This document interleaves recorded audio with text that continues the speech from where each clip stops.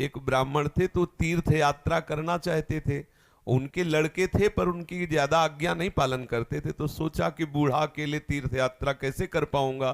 तो एक गरीब ब्राह्मण का लड़का था, उससे कहा कि भैया तू इधर उधर नौकरी के लिए भटकता, अगर तू मुझे तीर्थ यात्रा करवा दे तो मैं तेरी खान पान की व्यवस्था और धनराशि भी दे दूंगा।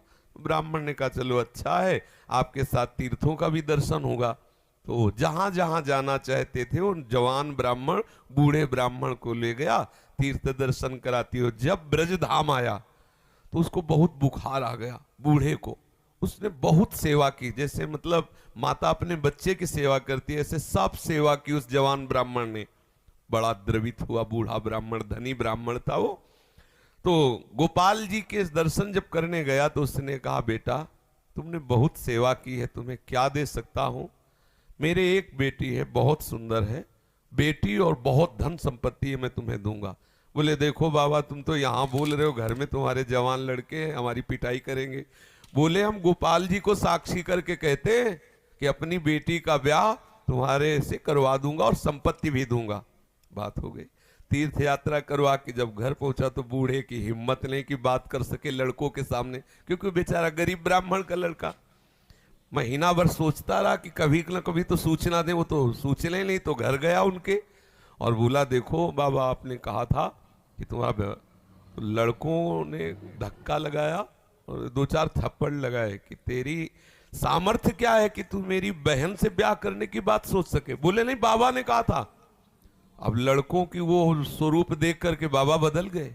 उनका हमें नहीं याद है कि हमने कुछ कहा था। अब उसने कहा अरे नहीं तुमने तो गोपाल जी के सामने कहा था। उनका हमें याद ही नहीं कि हमने तुमसे कुछ कहा है। पीट के भगा दिया।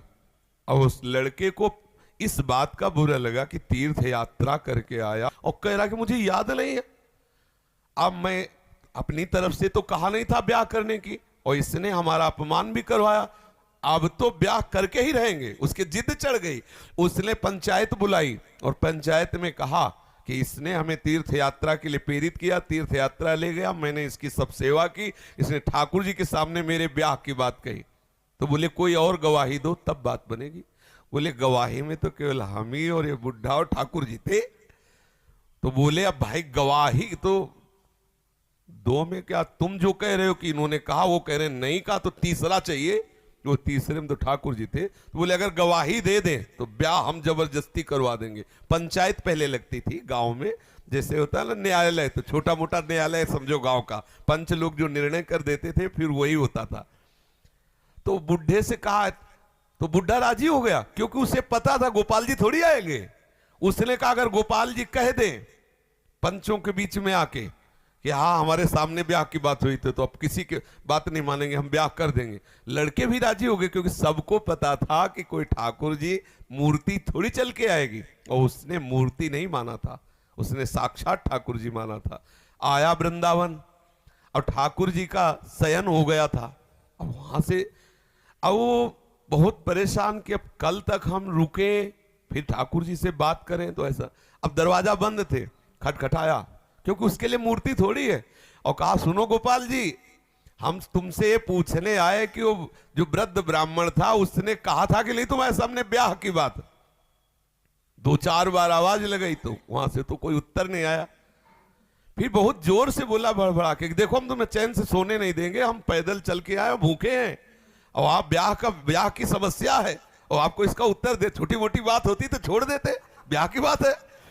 ठाकुर जी ने अंदर से कहा मूर्ति कहीं चलती है, वहां चल के जब बोले मूर्ति बोलती तो चलेगी क्यों नहीं। ठाकुर जी फंस गए। ठाकुर जी ने अंदर से कहा कि कहीं मूर्ति वहां जाके थोड़ी उड़ीसा में वहां जाके साक्षी थोड़ी देगी, मूर्ति चलती थोड़ी है। बोले महाराज जब मूर्ति बोलती है तो चलेगी क्यों नहीं।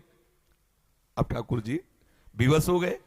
ठाकुर जी बाहर निकल के आए और सब सेवक लोग सुला के गए थे। समझो कितना भाव में दम है। उसने देखा बहुत सुंदर गोपाल जी साक्षात ठुमुक ठुमुक कर करके आए, नौ किशोर। बोले देखो हम चलने के लिए तुम्हारे भाव के कारण राजी तो है, लेकिन भोग राग की व्यवस्था, क्योंकि हम वृंदावन के ठाकुर, हमें तो चक माल चाहिए, हमको चना चवेना में तो रुकने वाले हैं नहीं, रबड़ी गुलाब जामुन ये सब चक चाहिए। तो बोले देखो कुछ रुपया तो है, अब शादी का चक्कर, इसलिए व्यवस्था तो तुम्हारी बनाएंगे ही हम। तो बोले कैसे चलोगे? बोले चलेंगे तो हम पैदल ही, आगे आगे तुम चलना, पीछे पीछे हम चलेंगे, थोड़ी थोड़ी देर में कुछ भोग लिए रहना, हमको भोग लगा देना।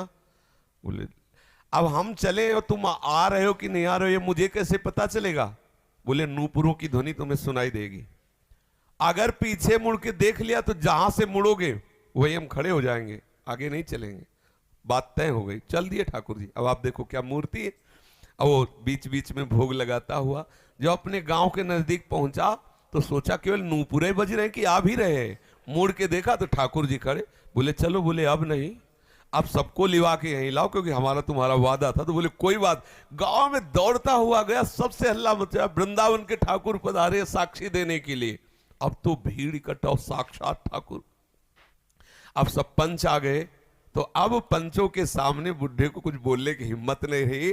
ठाकुर जी ने सबके सामने उस भक्त की वचन रक्षा के लिए बोले और कहा हमारे सामने का ब्याह हुआ। अब आप सोचो, अगर ये कोई बात सतयुग की नहीं है, ये बात सतयुग की नहीं है, ये कलयुग की ही बात है। हमारी श्रद्धा, हमारा विश्वास, जैसी हम भावना, अगर ठाकुर को मान लिया कि मूर्ति है तो मूर्ति ही रहेंगे।